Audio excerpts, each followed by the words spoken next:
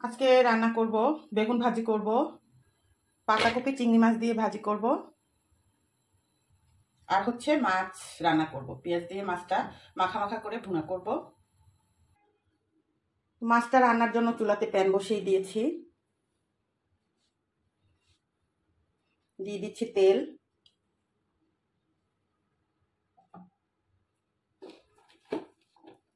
পেঁয়াজ কুচি,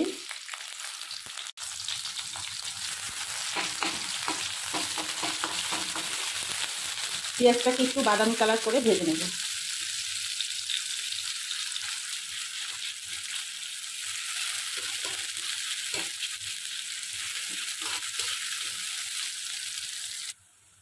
পেঁয়াজটা কিন্তু ভাজা হয়ে গেছে। এখন এখানে আমি দিয়ে দিচ্ছি রসুন বাটা,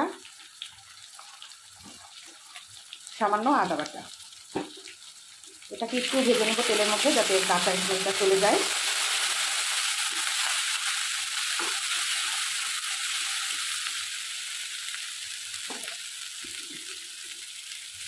পানি দিয়ে দিলাম।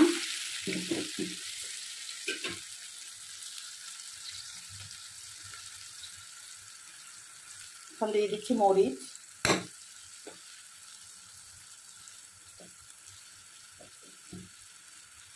হলুদ,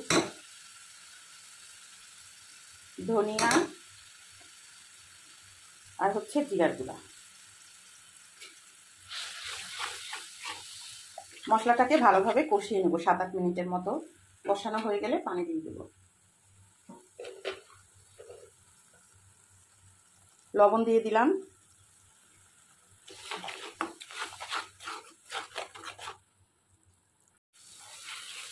মশলাটা কিন্তু আমি অফ ক্যামেরায় অনেকক্ষণ কষিয়ে নিয়েছি, প্রায় 7-8 মিনিটের মতো। তো এখন পানি দিয়ে এর মধ্যে মাছ দিয়ে দেব।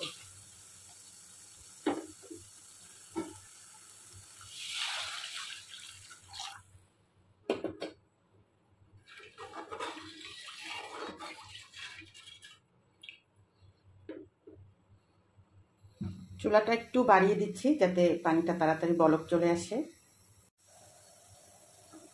পানিটা কিন্তু বলক চলে আসছে। আমি মাছগুলো এখন দিয়ে দিচ্ছি, আর মাছ ভাজার তেলটাও দিয়ে দেব।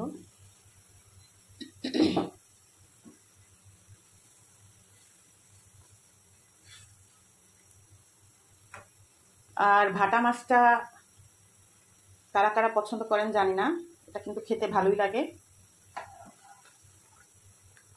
সবার কাছে কেমন লাগে জানি না, আমার কাছে তো ভালোই লাগে। আমাদের বাসায় সবাই মোটামুটি পছন্দ করে। এটা হতে থাক, আমি পাতাকপিটা এখন বসিয়ে দিচ্ছি। পাতাকপিটা বসিয়ে দিব।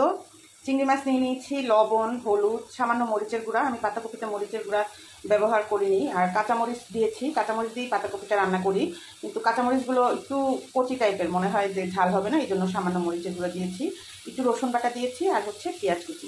এখন তেল আর পানি দিয়ে মশলাটাকে ভালোভাবে কষিয়ে তারপরে পাতাকপিটা দিব। তো দিয়ে দিচ্ছি তেল, পানিটাও একসঙ্গে দিয়ে দিলাম।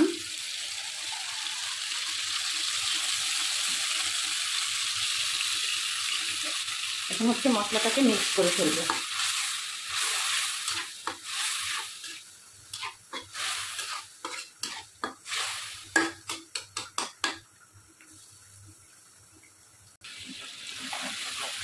মশলাটা কিন্তু কষানো হয়ে গেছে। এখন এর মধ্যে পাতাকপিটা দিয়ে দিচ্ছি।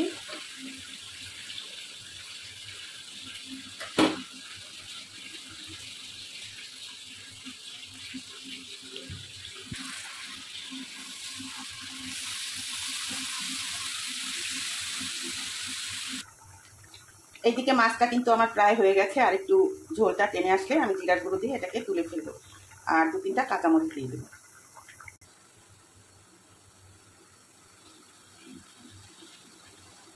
পাতাকপিটা দেওয়ার পর আমি কিছুক্ষণ ঢাকা দিয়ে রেখেছিলাম যাতে এটা একটু কমে আসে, তাহলে নাড়াচাড়া করতে সুবিধা হয়। এখন একটু নেড়ে চেড়ে দিব। আর পাতাকপির মধ্যে কিন্তু অনেক পানি উঠে গেছে। চুলার আঁচটা বাড়িয়ে পানিটাকে একটু কমাতে হবে।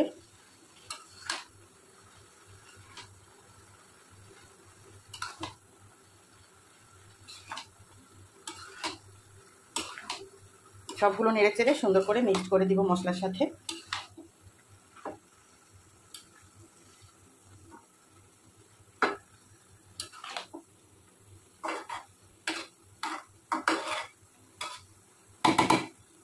আর একটু ঢেকে রাখবো যাতে একটু তাড়াতাড়ি সিদ্ধ হয়।